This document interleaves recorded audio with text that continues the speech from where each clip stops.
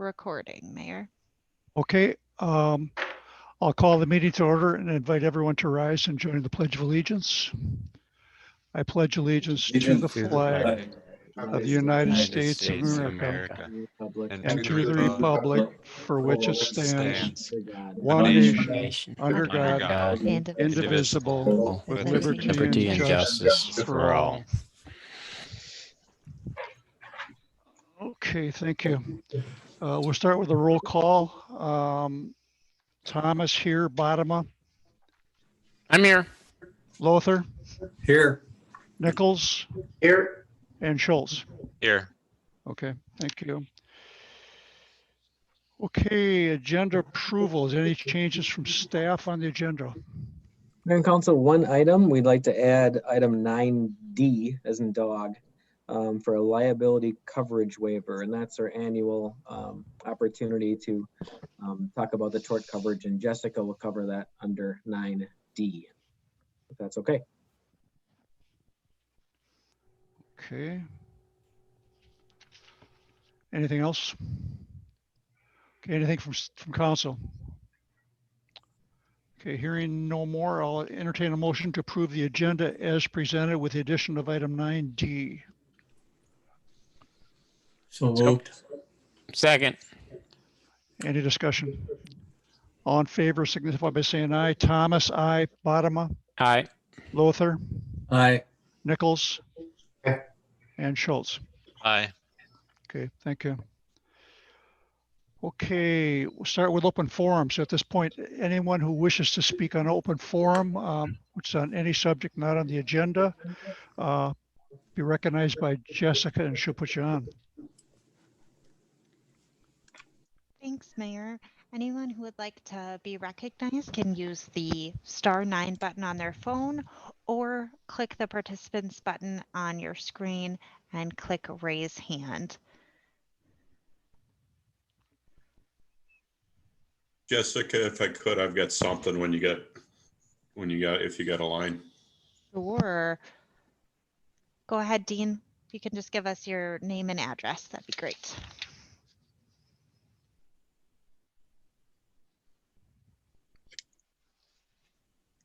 Yeah, my internet isn't so good. So Dean Varenkamp, 9310 Bechtold Road.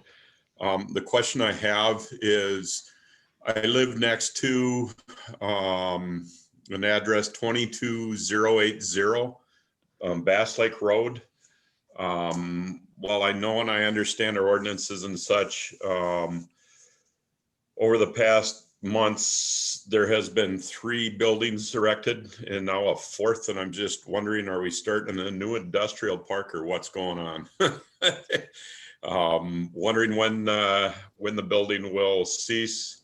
Wondering how many. I know the owner has the right to do that with an administrative approval of a building permit and such. I'm just curious what is happening on that property. Again, 22080 Bass Lake Road is the address. Mayor and Council, I'll follow up with a few folks and get back to Dean on that. Okay, thanks, Dean. Anyone else, Jessica? Mayor, at this time, no one else is raising their hand. Okay, we'll give it a second here. Okay, hearing none, we'll move on with the consent agenda consisting of items 6A through H. Does anyone wish to pull any of those items? I'd like to pull F and G. F and G, okay. Any others?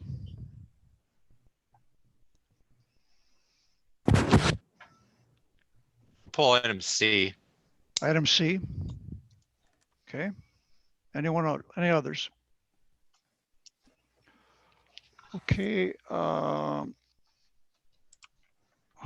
So no others. I'll entertain a motion to approve consent agenda items 6A, B, D, E, and H as presented. So moved. Second. Any discussion? All in favor signify by saying aye. Thomas, aye. Bodema, Aye. Lothar, Aye. Nichols, Aye. and Schultz. Aye. Okay, thank you. Okay, item 6C, the 2021 polling place locations. Alan, you got a question on that? Actually, I just want to thank St. Thomas the Apostle Church and Hope Community Church for being polling places. So that's all I wanted to say. Good point. Yep. Thanks, Yeah, Alan. we certainly Duly appreciate noted. their. Okay, I'll entertain a motion to approve consent agenda item 6C as presented. So moved. Second. Second. Any further discussion? All in favor, signify by saying aye. Thomas, aye. Bodema, Aye. Lothar, Aye. Nichols, Aye. and Schultz. Aye. Okay. Okay, item 6F, the rezoning to rural commercial from transitional rural commercial of 23-240 County Road 30. Jeremy, you had a question on that? I have a 1-minute soapbox speech on this Okay. one. So I appreciate you bearing with me here. So I listened to the planning commission discussion with the Sherbers. They seem like good, conscientious business owners. I applaud their success so far in building their business and their desire to expand and Corcoran and consolidate. If you listen to the planning commission meeting, you would have heard the applicant expected to have to put together a specific plan for the site. And they were told by the planner this wasn't needed at this time, and they should pursue a zoning change first and follow up with the plan. I wanted to note that this advice from the planner is not in the city's best interests. I don't think the city by nature needs to oppose the application, but I would want to see the applicant's plan in some detail before we rezone. The reason for this is this rezoning that we would approve tonight has broad discretion for the council to take action on either direction. Once the zoning is changed, anything that complies with the zoning standard for the new type can be rejected without finding an item in conflict with the zoning requirements for that new zone. So it's no secret to anybody that I don't think the zoning ordinances are sufficient in and of themselves the way they are today. I've written about that at length and talked with many of you about it in some detail. We're essentially being asked to give up discretion and any leverage we might currently have by rezoning without a more detailed plan in advance. And I don't think that's in our best interest as a city. I don't trust the content of the ordinances as they are today to be sufficient by themselves to ensure the orderly development of the city in a way that makes sense for all stakeholders. So I like to defer this decision for now. That's not to say we won't end up approving exactly what they have in mind in a few weeks' time, but I would like to see the plan before we allow the zoning to be changed. And as a consequence of this, I propose that we either deny the request to rezone at this time or defer to a future meeting where a plan can be presented along with the request. Okay. Thank you, Jeremy. Add to that. Go ahead, John. I think I agree with Jeremy in that there are 7 different factors that can allow the council to disallow the changing of a zone or to approve a project that fits a different zone's description. And we've covered that ad nauseum over the last year. One thing I don't think we explored enough, Brad, maybe you could speak to this, is whether or not the impact of changing the zoning of that parcel, whether it impacts the people across the street. I would like to have a conversation about that, unless that's out of our purview. And I know I should have asked that earlier. As I was running through the meeting agenda, I forgot to ask that specific question. So I apologize for bringing that right now, but I would be curious as to how that rezoning might impact the people across the street of that rezoning on County Road 30. Mayor and Council, if I may, and Kendra is on the call, and although this was something our short-term planner was focusing on, Kendra, I think it'd be helpful if you're there, if you could provide some more background on the discussions you had with the applicant in order to maybe talk about the process, and then anything else you want to add from the items that were brought up by both Councilmember Nichols and Bodema, if that's okay with you, Mr. Mayor, is that all right? Yeah, I appreciate it. Well, I will do my best. As Brad noted, I was not the planner reviewing this, but did have an initial conversation. The city engineer and I met with Missy Sherber earlier and talked about what would need to happen for the ultimate plan development of the site. They noted, of course, that there is an existing CUP that they can use today, but that they wanted to convert the house into an office, which would require the rezoning as part of step 1 of their master development plan.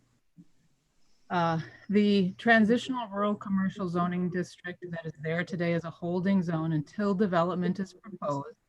And then the city intends, as outlined in the comprehensive plan, to rezone this property and the other properties in the rural commercial land use to rural commercial.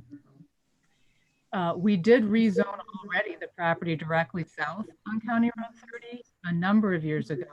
Probably the mayor is the only one who was around then, to accommodate a commercial greenhouse on a residential property. So that piece directly south has already been rezoned to rural commercial, which I think was one of the questions from Councilmember Bodema.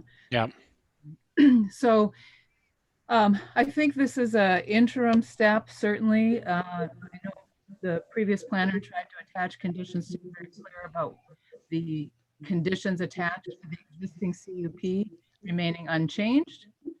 And the rezoning simply allows them to use the house as an office, still does not allow any outside parking, outside storage, any of that. So ideally, our conversation was to think about the master plan. We were very clear about the limitations of this interim step, and the applicant felt that it was worth it to them to start with the interim step and acknowledging that they have additional work to be able to expand on the site. So can I ask a question here? If we do approve this tonight, is the only thing we're really giving them approval to do is basically put an office in the house, but nothing else? Or am I incorrect in that? Well, we're not even letting them put an office in the house, because in order to do that, they still need a building permit, but it would allow them to apply for the building permit to convert that house to an office. But as Councilmember Nichols notes, then transitioning, it does give them the chance to apply for a conditional use permit for a broader use, more in line with Dobozinski or S or Ebert, other uses in the rural commercial land use category that this is planned for. And my concern is, as I think I tried to emphasize before, it's not that I fear this is going to be a negative development for the city. It's that I would prefer to keep our options open, and we'll have the most options as a negotiating position for the city if we wait and look at a plan before we authorize the transition in the zone. I guess Mike, I mean, this is catching me a little bit unprepared, I guess, as far as having thought about it a lot, but my gut reaction is that if we were to do this, I can only support this if I were supporting having a moratorium on development in that whole zoning district, because we're saying, I'm hearing you to say that you don't trust our code, and it needs to be redone, in which case the issue should be, you should put a moratorium on all development in those areas till you can redo your code. And I don't support that right now. So I can't support not passing this, allowing this rezoning as myself. So it's up to the rest of the council to decide how they want to approach it. But I think the property to the south of this has been commercial for some time. That whole area is commercial. I don't think whatever's put there, if it's consistent with our commercial code, it's appropriate for that area, and it's been targeted for that for some time. And I can't support stepping back from that on a 10 minutes notice. So I can't withhold my support for this project. So I'm content with the explanation from staff on the project and its merits. Okay. Can I ask a question with regards to public notice? Do we have to issue public notice with regards to proposed rezoning? So would we have to notice the neighbors? We did publish public hearing notice in the paper, as well as send notice to the neighboring property owners within 300 feet. Okay. The only reason I ask is I don't know if you remember when Dobozinski's expanded, there was some IRA by one of the neighbors directly to the north, which would be directly to the south of this property, but I think that neighbor may have moved since that time frame. Yeah, they have moved and you know, they had a commercial business going there as well. So, and Oh, they did? Okay. yeah, I mean, they were given they're the ones that Kendra was talking about that we gave them, we rezoned them to commercial so they could run a greenhouse there. So, Oh, okay. Well, I mean, seeing as how the existing operation is not going to change at all by what we're doing here tonight, and if they wanted to change it, required a change in the CUP, I'm fine with going forward with this right now. okay, why don't we move forward with a motion one way or another? We can have further discussion if we want to under that. I'll entertain a motion to approve consent agenda item 6F as presented. So moved. Second. Okay, any further discussion? Okay, hearing none, all in favor of the motion as to approve the item 6F, signify by saying aye. Thomas, aye. Bodema, Aye. Lothar, Aye. Nichols, Nay. and Schultz. Aye. Okay, thank you. Okay, item 6G, which is the final plat for the Karanimi addition. Jeremy, you asked to pull that one also? I did, yes. So on this one, it sounds like there's not a way to act to prevent the approval from being granted, but I do want to discuss a few related issues that this case highlights. So first, there was a note for public safety in the packet that wasn't addressed in the planner's memo that discusses that the proposed plan doesn't provide adequate site access for the preferred firefighting method to be used for lot three of the four, which will make it harder to protect if there is a fire. For the planner, there's not an ordinance requirement which addresses this. And the condition of lot 3 was similar to other rural properties that also lack adequate proximity to a road of sufficient width. There's another ordinance requirement that we might want to think about addressing in 2021. So do we want to continue to have this level of protection be acceptable? And is there some limit to that? So is it okay for only one property to be so impacted? What if there were 10 that were so impacted? I know there are current counselors that have had house fires and may share my concerns about suitable access for firefighters. Second, for my own education, I have a question. If the council had known about that issue when the preliminary plat was approved, was there discretion at that time that could have been used to address the private drive issue and get better fire access? I ask because that might shape what level of detail we should be asking for in preliminary reviews because it wasn't discussed at that time. Okay.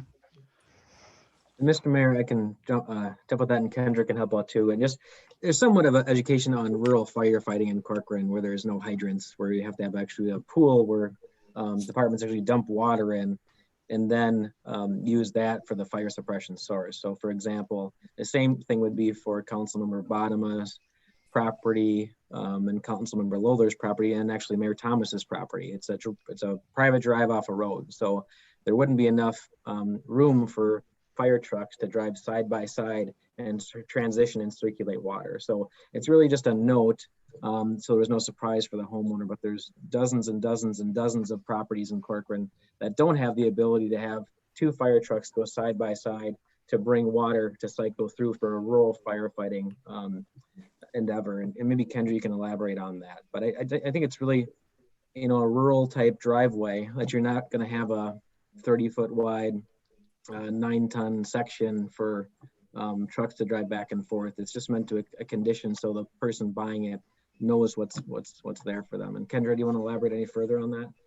I think you did a good job. We have a staff meeting to review all new development applications, and Fire certainly looked at the preliminary plat and was not concerned that it doesn't meet the fire code, because to be clear, it's the fire code, not the city code that we're talking about, and it does meet the fire code requirements as well as the city requirements.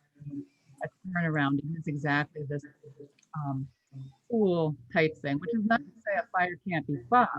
What would be different is they come in with a water truck, fight the fire, and have to leave with that water truck and then fill in, hope another water truck from another department would come in, as opposed to the pool that they can use. So, when I spoke to the police today, he said really the intent of the comment was just for a future buyer. They weren't concerned because it's a common occurrence in the city, but wanted to know that for a future buyer. That's helpful. Thank you for the background. Yeah, I Can I think add, can I add Go- to the, oh, sorry, go ahead, Ron. go ahead, John. I was just gonna, this is off topic. So if you want to finish out the topic on Jeremy's issue, I have a concern about that too. The private About- drive. About the private drive individually, you mean? Yeah. On the application. I spoke about it before the application, and I think with all an issue I have with the water drainage is that driveway is going to stop all the water drainage except for the piece that goes through a culvert under the driveway.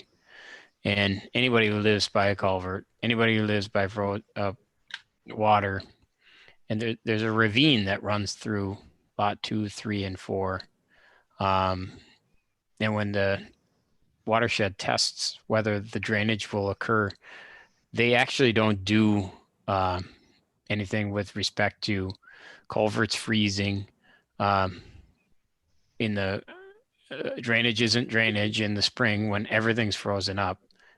And I've been out there, and I do not think that lot 3 is going to drain through the driveway. And I don't think the culvert's going to do the trick. And so I'm going to go against the recommendation of the watershed only because it's a theoretical description.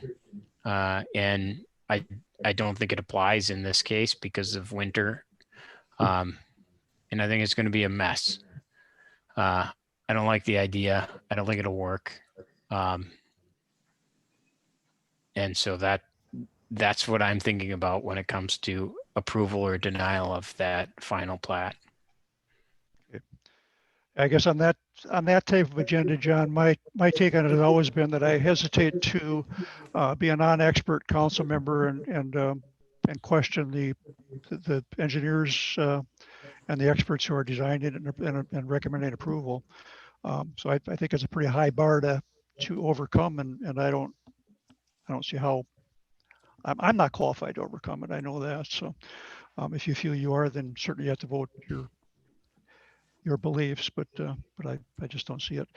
Regarding the driveways, I think or the fire access, that's I think Brad and Kendra, summarized that really well from the history that I've had. Is that every time we have a long driveway in the city, it's a challenge for fire, and we aren't able to accomplish it. The only way to do it would be to have 2 accesses to every property, and I just don't, or very, very wide driveways. And that's just not going to happen, or it's not practical. So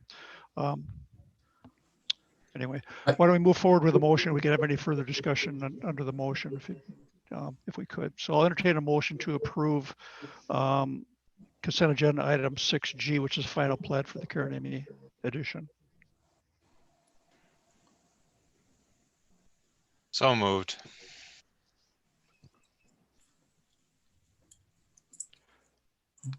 Well, I'll second the motion just so we can move forward with it.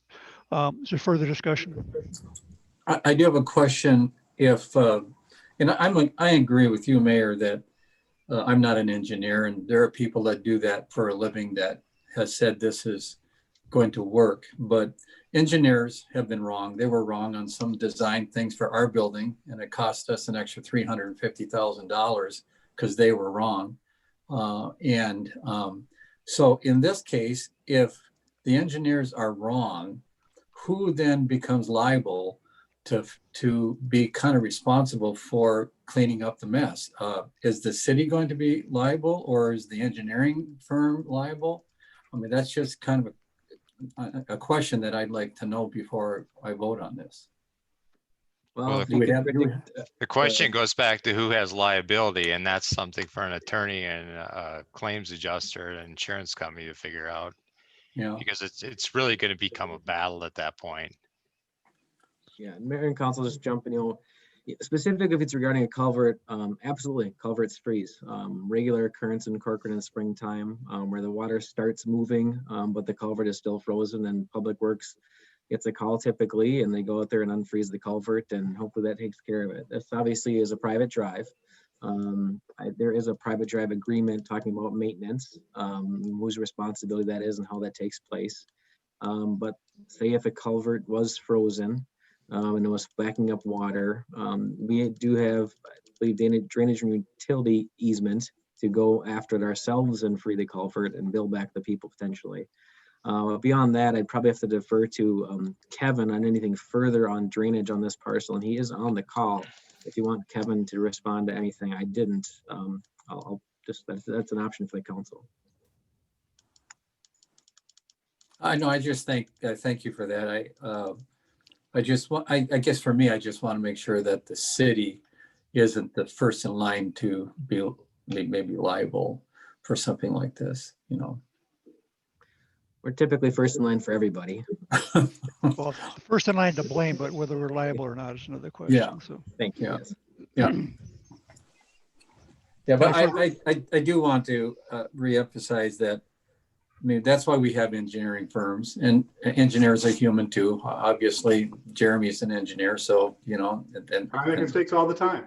Yeah, you know, so and it's not a flawless enterprise or what have you, but when it comes to making a decision, I still feel I need to defer to the experts. If the experts said this is going to work, then I feel like it's a little bit arrogant of me to question that when I don't have the expertise or education in that area. So that's just my personal opinion. So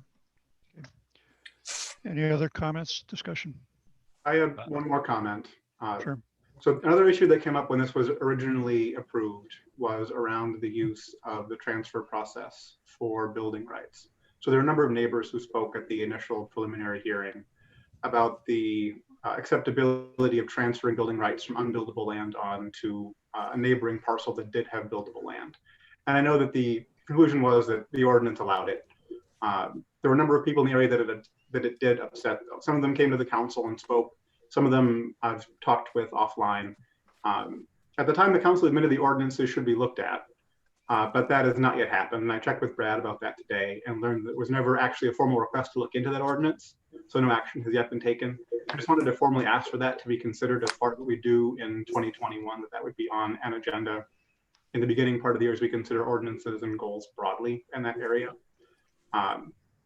We had a similar concern that came up when the Nelson International project was approved, where there was a consideration to add a Jake break ordinance, so to address issues of noise related to that development.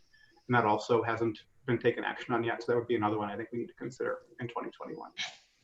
Okay, I want to note that both those items, the building and the Jake break thing, were discussed in follow-up conversations, and it was specifically decided not to take action on those.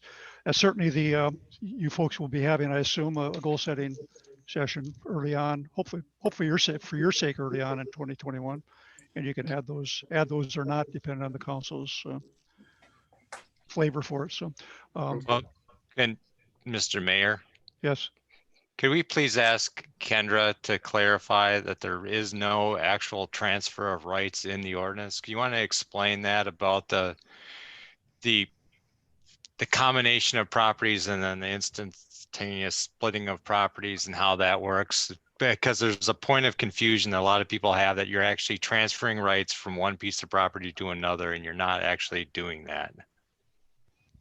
Sure, I've decided maybe a different way to describe it is as a merger. So if I have business, I'm not transferring development rights. The city does not allow transfer of development rights. But what we do allow is mergers of property for subdivision. The Tesmer project that we just approved a preliminary plat for is the same as this Karanimi plat. So it's a merger of parcel A and parcel B, and they merge to create a new parcel C that is then subdivided. And when those two entities merge, the assets are blended, like a business acquisition or maybe a marriage, and then the assets subdivided again. So I do want to be cautious about saying transfer of development rights, because there is a planning tool that is a transfer of development rights that can move things across town. So this is more of a merger of parcels into a single parcel and then re-subdividing. Thank you. And the I other didn't thing remember would, the customer discussion on that point. Thank you for yeah. the And refresh. the other thing is the sensitivity to cases like this is you're going to run into a lot of those as you do clustering and give people additional building rights. Neighbors are going to be upset because you're putting a lot of houses where they didn't expect to see them. So it's a big subject, and it needs to be approached in a comprehensive manner. And it's something we've talked about over the years a lot. So it's not surprising that you folks want to look at it. And I'm not discouraging you from doing that at all. I think it's a good idea. Thank you. Thank you all for the extra discussion on this topic too. Yeah, well, that's I what we're here. appreciate it. That's what we're here for. We can only do this in public, so it's not like we can go offline and do it. So this is the time to do it. Mr. Mayor, can I ask another question? Certainly. The preliminary plot that was approved, is there any substantial difference between the final plot? I mean, that's really what our discretion is, correct? That's right. If the final plat is consistent with the approved preliminary plat and they both meet the code requirements, then your discretion is limited. And it does. They've provided more information. We now know that Hennepin County has approved the septic sites, for example. That's happened since preliminary plat. Engineering's got more information from the applicant. The city attorney is working with the developer's attorney to finalize the HOA documents. So it is consistent with the preliminary plat, but has been refined and provided more information to the city. Yeah, I just wanted to be clear on that. So if there's anyone listening out there that thinks this is the last hope of stalling this because you don't like this project, we're not really in that position to do that. So whether you choose to vote no or you ask against it, that's your choice, but the discretion's limited. So One more question. I know there's a public hearing that has to be scheduled to talk about vacating existing easement. What is the scope of that discussion? What grounds would there be to oppose something like that? The easement is an existing easement that was granted over the wetlands as part of the previous plat. It really just cleans it up. We're actually getting bigger easements with this final plat. So we vacated just so it's not a double easement on the property that clouds the title work.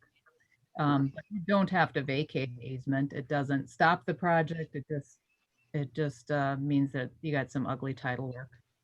Okay, thank you. Okay, why don't we move forward with a motion? I'll entertain a motion to approve item 6G, which is a final plat for the Caramania addition.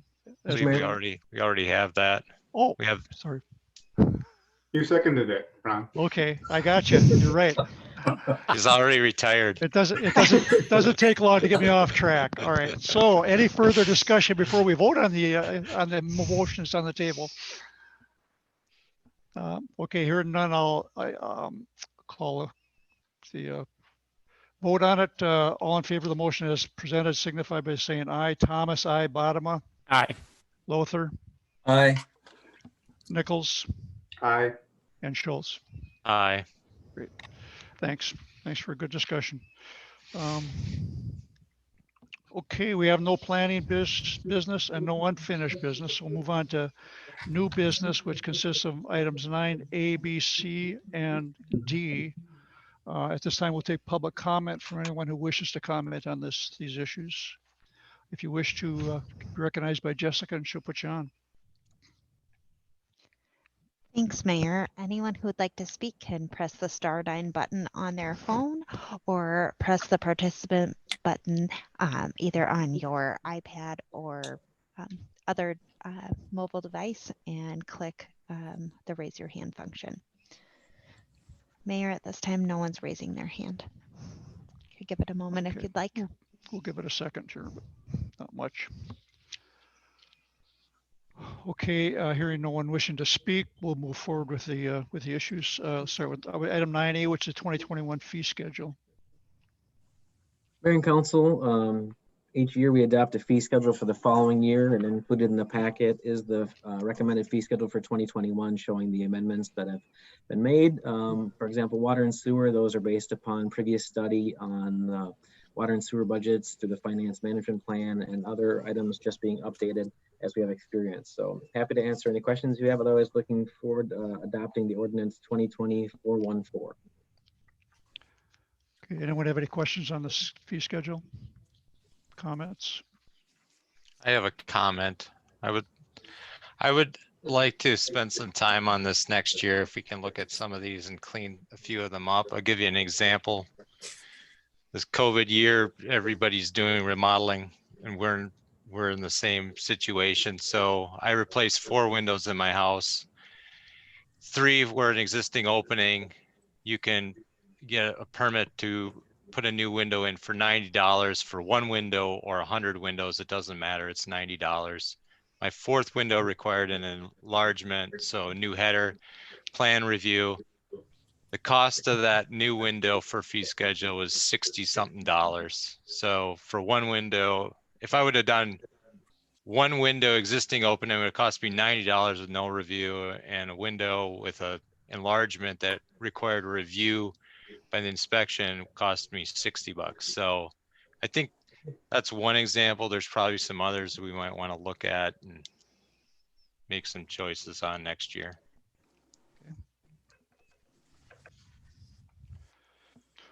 Okay, any other? Okay, I'll entertain a motion to approve ordinance, to adopt ordinance 2020-414. So moved.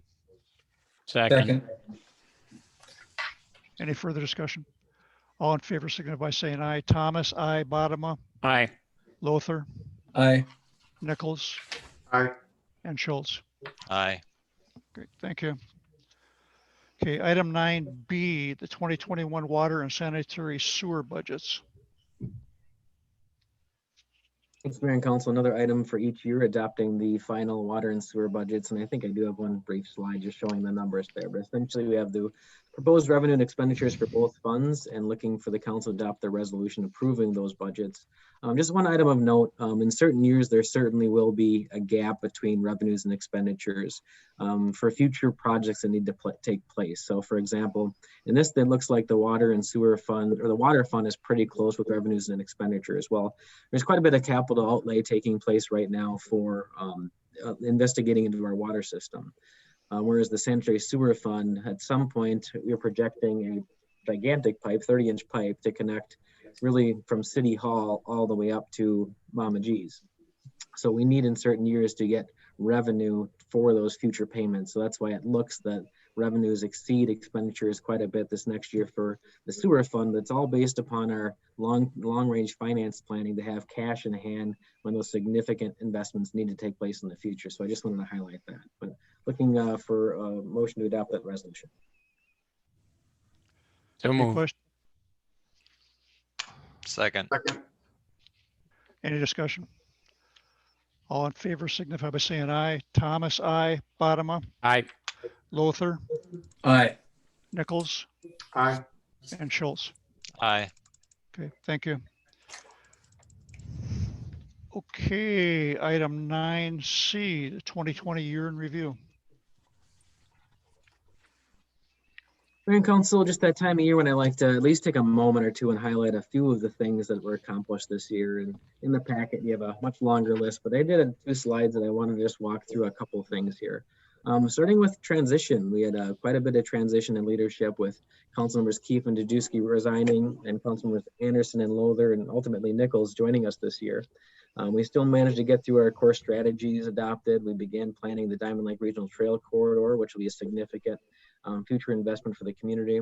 The City Hall remodel project has been talked about for 3 or so years now, and that's moving forward.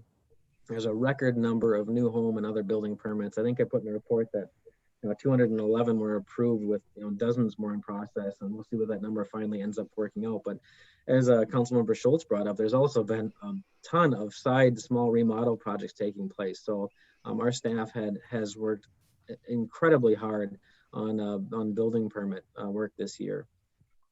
We refinanced bonds, saving over $400,000, taking advantage of the finance climate. Tons of development reviews that took place this year, from concepts to preliminary plats to final plats. A significant amount of effort takes place to get those reviewed in a timely manner. We also completed a test well for the future city's water system, and that's a significant effort that took place this year. I have one more slide, Jessica, thank you. Body cameras were brought up earlier. and actually the meeting before this, not meeting, I should say, the recognition about the initiative there. We had record public participation in meetings, even with the pandemic taking place. I think we had 173 people, for example, on the call for Eagle Brook. Held elections during all of this. Jessica and her team held the presidential primary, the state primary, and general election. And then just the pandemic itself, from staffing changes to personal protective equipment to the building changes to CARES Act to technology. We're now in 9 months of dealing with this. I think on March 20th, we had a special meeting to extend the mayor's declaration of emergency, and that's 9 months ago yesterday. So, and there's lots more in the packet there, and that's not everything as well. I do this by kind of going through my weekly updates and kind of remembering what happened. And by June, I was tired just reading everything that had taken place in this last year. So I continue to be really happy about what this team has accomplished this year and what the council has guided us to accomplish this year, and one of the most challenging years I can think of. So just wanted to do a little highlight on that for the record. So no action needed, just wanted to say good job to all of us. Thank you. Thanks, Brad. Thanks for all the good job you and staff have done over the year to accomplish all those things. Yeah, great job, especially working from home most of the time. Yep. Okay, so item 9D, which is liability coverage waiver.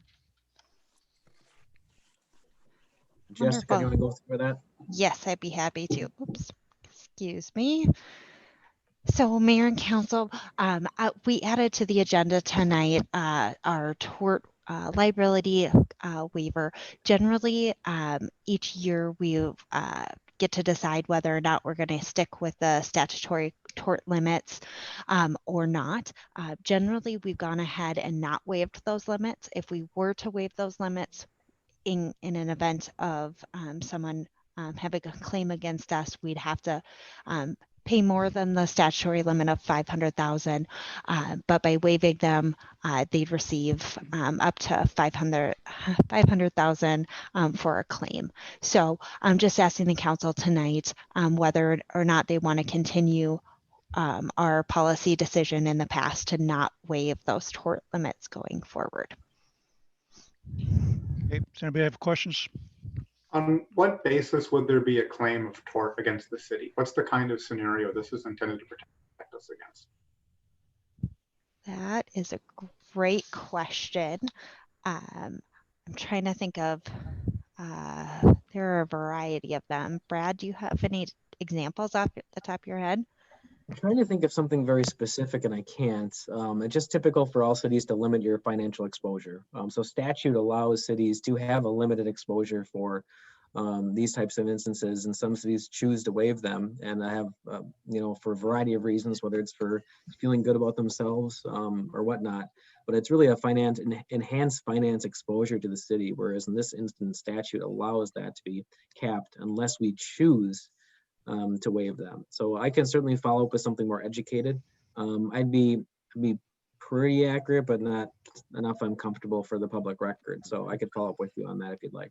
Wouldn't it involve any operation of the city that injures somebody? So for example, kids are playing in a cul-de-sac in a snow pile, and the snowplow driver comes up and buries them and whatnot. Mm-hmm. Those are the types of things I'm thinking of, correct? I just want to make sure I'm speaking to you accurately on that. Yeah, no, that's fine. I'm not looking for legal advice from you in any sense of the word, but I mean, there's lots of different things, and any attorney out there can probably find another one for us. So, Any other questions? I'll entertain a motion to authorize staff to not waive our liability coverage waiver. so moved. Not waive our waiver? Is that? Yeah, to not waive the waiver of The limit. To not Waive the limit. waiver the limit of the tort coverage. Refrain from waiving the limit. Yes, exactly. Yeah, that's the. Do we have a motion or a? Yeah, we have a second. And a second. Okay. Yeah. Any further discussion? All in favor, signify by saying aye. Thomas, aye. Bodema, Aye. Lothar, Aye. Nichols, Aye. and Schultz. Aye. Okay, thank you.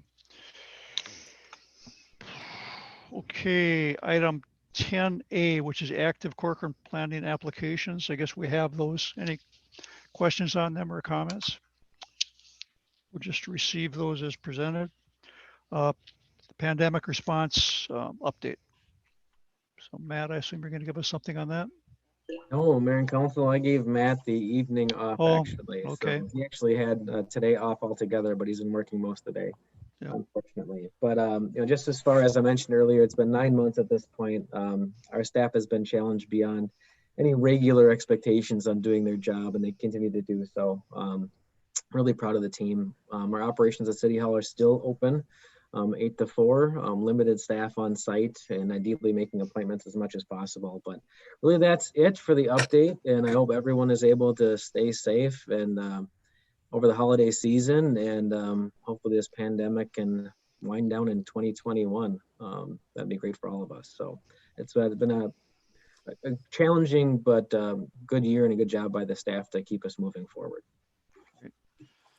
Thanks, Brad. Okay, now we move on to item 11, which is presentations and recognitions. 11A is a resolution honoring Brian Lothar. And let me get that. And this is resolution 2020-101.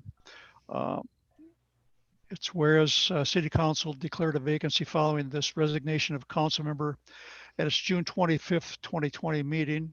And whereas the City Council interviewed interested candidates for the vacancy, and whereas the City Council of Corcoran selected Brian Lothar as the most qualified candidate following his years of service to the city on the Charter Commission, and whereas the appointment began on July 9th, 2020 for the remaining term through December 31st, 2020, and whereas the Councilmember Lothar during his appointment placed considerable time, effort, and thought into his role of City Council member for his temporary term in office, and whereas during his tenure as council member, Corcoran reviewed numerous development proposals, approved the City Hall remodel project, drafted the 2021 budget, refinanced bonds saving over $400,000, authorized the implementation of body cameras, and oversaw city operations during the pandemic, including the use of CARES Act funds to support the city.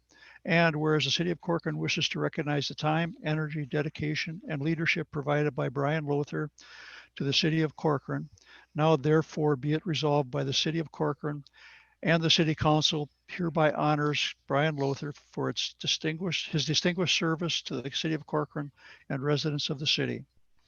And I certainly echo that and thank Brian profusely for his help here. He's done it specifically on the council for the last 6 months, but he's been a member of the city for some time, and he's been a very active member and has been helpful in a lot of things beyond the council time. But we appreciate you stepping up for this 6 months, Brian, and helping out. It's been very much appreciated. Very welcome. I was glad to do it. It's been a privilege to serve, and it's been an honor to work with all of you, staff and council, and I thank you very much. Thank you, Brian, for your time. You're welcome. You're welcome. I'm gonna reserve comment about Brian's time till after we acknowledge Ron's time, and I'd like to do them together if that's okay. Okay. All right. Okay. Entertain a motion to approve resolution 2020-101. So moved. Second. Any further discussion? All in favor signify by saying aye. Thomas, aye. Bottom, Aye. Lothar. Do I abstain on this one? Good. You can accept it or abstain, I guess. But Yeah, I appreciate the honor, but okay. I'll abstain. Okay, and Nichols Aye. and Schultz. Aye. Thank you. Thank you very Okay. much. Yep. Thank you, Brian. Okay, item 11B, a resolution honoring Mayor Ron Thomas. I'm not going to read that.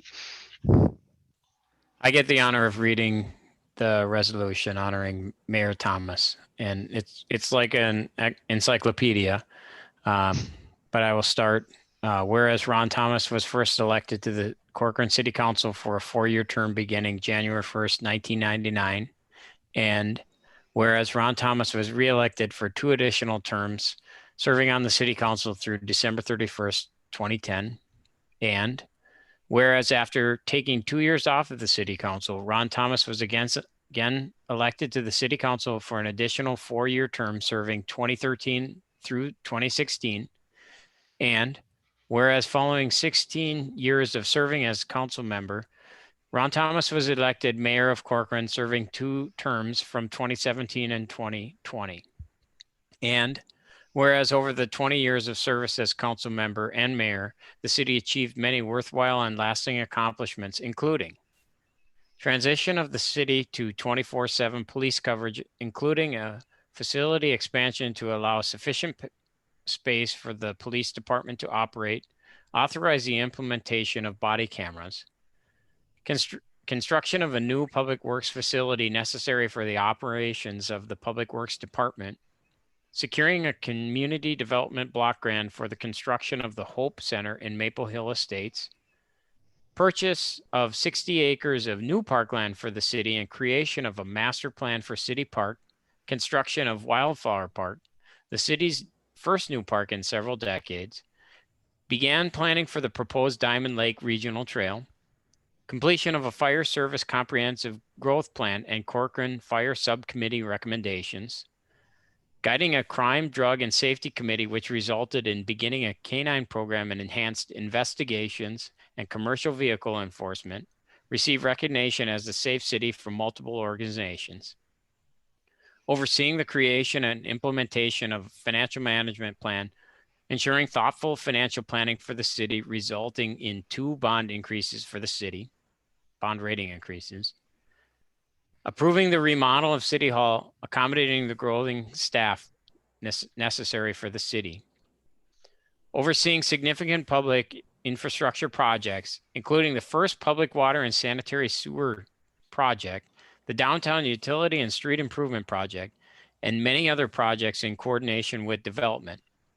Drafting of the 2020, 2030, and 2040 comprehensive plans, which has guided decision-making in the city for decades. Drafting and updating design guidelines for the city and key districts to ensure thoughtful development takes place. Additional emphasis was given to guide the Southeast District, which includes plans for a new town center surrounding a town square park. Providing guidance for the city for numerous and significant land use applications. Increasing communication with enhanced newsletter, social media presence, updated website, and emergency warning technology. Updating the city's information technology systems and processes. Staffing improvements, including a detective, public works director, planner, administrative service director, deputy clerk, recreation coordinator, and community service officer positions. Developing and enhancing community programs such as the annual cleanup, firearm safety program, truck safety seminar, shop with a cop, and Night to Unite. Appointing numerous residents to a variety of commission and task force to ensure resident input on important topics for the city. Creation of the first mission, vision, and values for the city. Continue annually refining goals and objectives of the city to meet its needs and look to the future.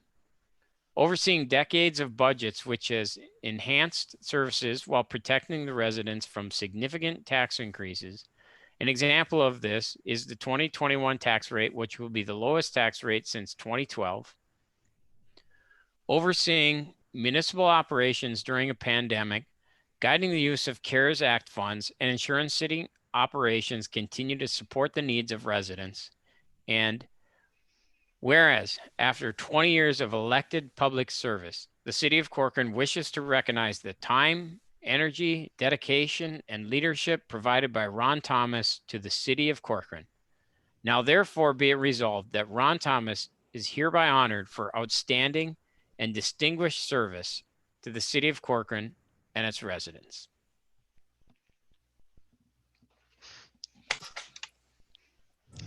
That's a mouthful. Here, I here. had to breathe a bunch of times during all that. Yeah. Great job, Ron. Thank you. Yeah. Thank you. Thank you for your years. Yes.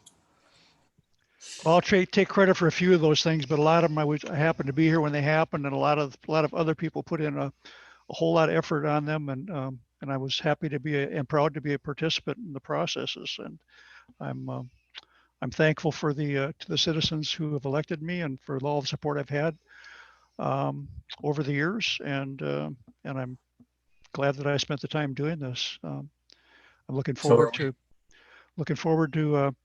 the to see how things continue to go on in Corcoran. I think there's a lot of good momentum going on, and there's a lot of, like, we have a good council right now. I think we're going to have a very good council coming up next year. I obviously didn't vote for some of the new council members, but that's not because I don't think they're going to be competent and able to do the job, and I fully expect that they will and can. I you know, we had the thing before this meeting, so I kind of talked myself out on a lot of the expressing my appreciation. But again, I'll reiterate my appreciation for the staff and the great job that they've done. And I want to really make sure that everybody in the city knows, or whoever listens to it knows, that we have a great staff here. A lot of times things will happen that people get upset about and they want to blame the staff for it, but most of the time it's the council's fault, and they should be blaming the council, not the staff. The council executes the directions from the staff executes directions from the council, and they do a very good job of it, and they do take orders, and they follow them very well, and they keep the council out of trouble when they need to, and they do what they have to fulfill the vision of the council. So it's really on the council to have that vision and articulate it and to create a playing field that allows it to happen. And that's what it's all about.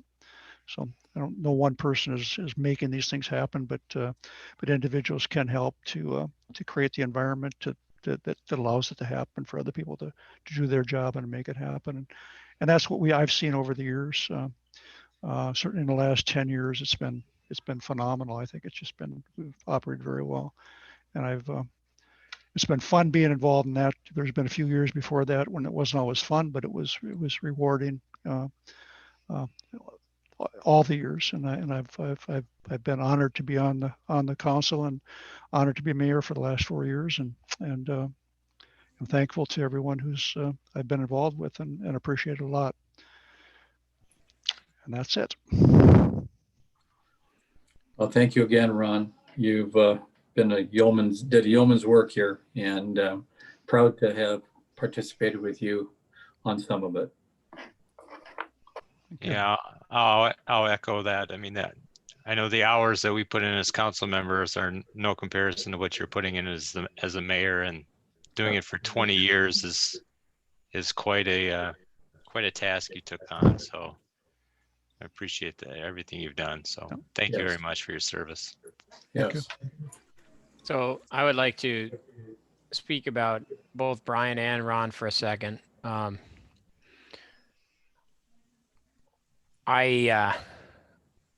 don't think there's truth to the rumor that they actually shook hands with Mr. Corcoran when he set foot on this land.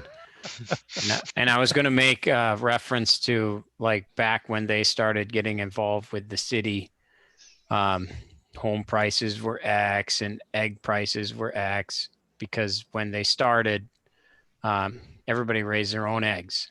So there wasn't a comparison. It wasn't a market. Yeah.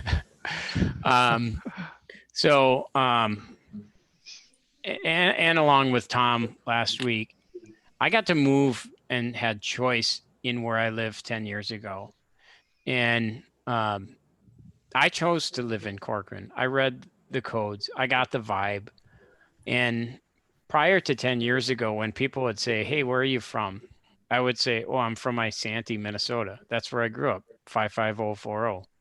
And now I say unequivocally, I'm from Corcoran, Minnesota, which inevitably people say, "Well, where's that?" And that's fine, because I say, you don't need to know, because I'm content being here. I'm fine with it if they don't know where it's at. But sometimes Ron has been like my dad, where he has to send me to the corner after I speak too long or out of place in city council meetings. Listen up, Tom. Yeah. And, but both of them for me, and I know that Brian, you've been here just a short amount of time, but both are really mentors and they're really friends. And they've guided me on this. As far as council goes, I've learned so much from Ron. Just how to be a city councilman, the things to think about, both Brian and Ron. The number one thing that whenever we have a discussion, it's how it affects the people of Corcoran. How does that affect the people of Corcoran? What about the people who elected you? What do you think about that? And so we're saying goodbye to a city councilman and a mayor, but we're really saying goodbye to good men.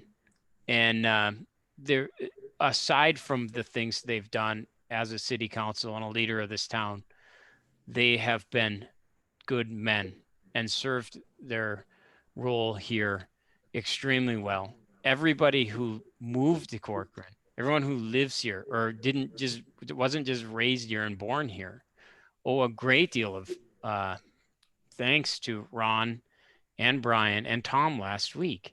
They provided this town for you to live in and move to, and that is not lost on me. And that doesn't mean the new people aren't important. It means the new people have a humongous legacy to live by. So Brian and Ron, I'm extremely proud that I got to know you as people, and I'm very proud to serve on the council that you and me and us work together. So thank you for your service. I can't thank you enough. I could go on for hours and hours and hours. And I think it's really, we're all beneficial to what you've done. So I'll echo the 7,000 other people in Corcoran and say thank you, and I really appreciate it. Thank you. Very kind, John. Thanks, John. Appreciate that a lot. We have to vote on the resolution for you, Ron. And Okay. I'm willing to say, can I get a motion accepting the resolution honoring Mayor Ron Thomas? So moved. Second. Can I get a vote? Mr. Thomas, I'll abstain. Brian, I vote a resounding aye. Bottom aye, Alan, Aye. Jeremy. Aye. Resolution passes unanimously.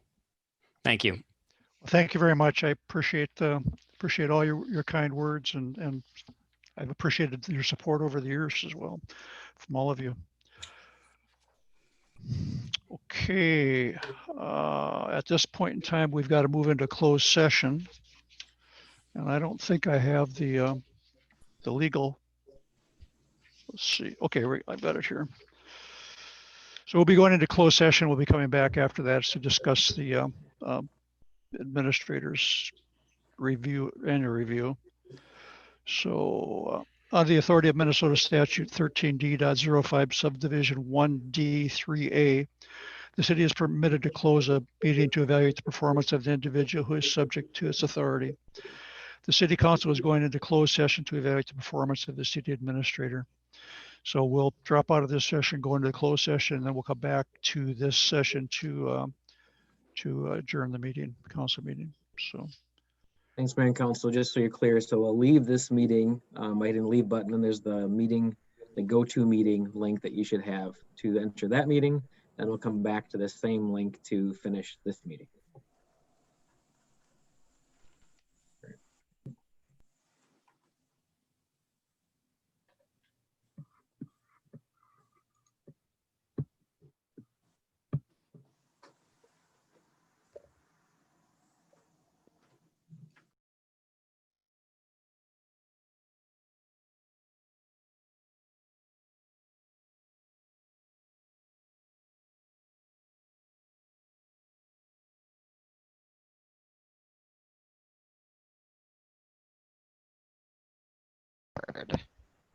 We're recording.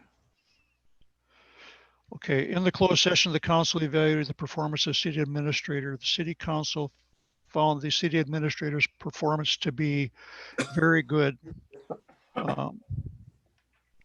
Also in the closed session, the city council discussed compensation of the city administrator.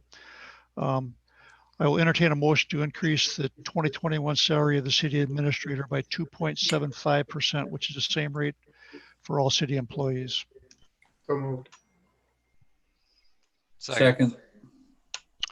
Any discussion? I just want to make a note in the public meeting that there was discussions to increase it a bit more than that, and Brad, because he's a team player, just really didn't want to do that, but there was certainly an appreciation on the council's part of the performance that he's doing, as we have for all staff members. But anyway, I think everyone should be made aware of that, because it shows that he is a team player and he's here for the long haul, which I think is very important. Okay, any further discussion on the salary? All in favor of the motion signify by saying aye. Thomas, aye. Bodema, Aye. Lothar, Aye. Nichols, Aye. and Schultz. Aye. Okay, great. Thank you. Thanks for a good discussion. Okay, now we're in the regular meeting and we're on the city's council schedule. Mr. Mayor, Yes, John. can I thank everybody for having the goal setting meeting so early in the year? That will be extremely helpful. So I'm glad everybody got back and it's set now. Good. Yeah, you certainly want to have it early, it would seem like. So When is it set? Well, just be clear. Yeah, I've got some, I think I'm waiting on one response yet, but we have not set it. We will be setting it before the 14th here. I'm sorry. I thought it Did you said, get mine, Brad? I thought I submitted it, but I might John? have had an error. John just put a little more pressure on him to get it set. So Get it done tonight. No, I'll follow up with you all, or those Okay. impacted parties. all right, the council schedule. Mayor and Council, just for your review there, just a lot of beginning of the year stuff and starting the year anew again. Fourth quarter is finished and first quarter starts now. Okay. All right, any other business? I just want to say thank you. Brian and Ron, you've been outstanding for the organization and we really, really appreciate it. The team works really hard to meet your goals and we appreciate the support you've given us on those. When we fail, you tell us how to do better and you coach us up, not out, and we appreciate that. But just a significant thank you for making us who we are. You're very welcome. Thank you. You're welcome, and it's been my pleasure and honor to do it over the years. So, and again, I just will reiterate my thanks to everyone who's been supportive of me and who's participated in the process that we've done over the years to get the city to where it's at. And I certainly want to message to all the citizens of Corcoran, the city is in extremely good shape financially and business wise and for personnel and just the whole team here is great. And I'm very comfortable leaving it in the hands of the new council and look forward to seeing some really good performance out of them. So thank you very much. Okay, at this time, I'll entertain a motion to adjourn. So moved. I'll Second. say Okay, all in favor of the motion signify by saying aye. Thomas, aye. Bodema, abstain. Lothar, aye. Nichols, Aye. and I'm Schultz. uncomfortable calling it quits for you guys. And Schultz. Aye. Just got to do it to the end, right, John? Thanks a lot. No, I appreciate your attitude about it, John. So, and God bless you all. Thank you, Ron. Thank you, Brian. Thank you, Thank you Stan. guys. Good Take year. care. Thank Have you. a Everybody. Merry Christmas, everyone. Merry Christmas to all of you. Yep.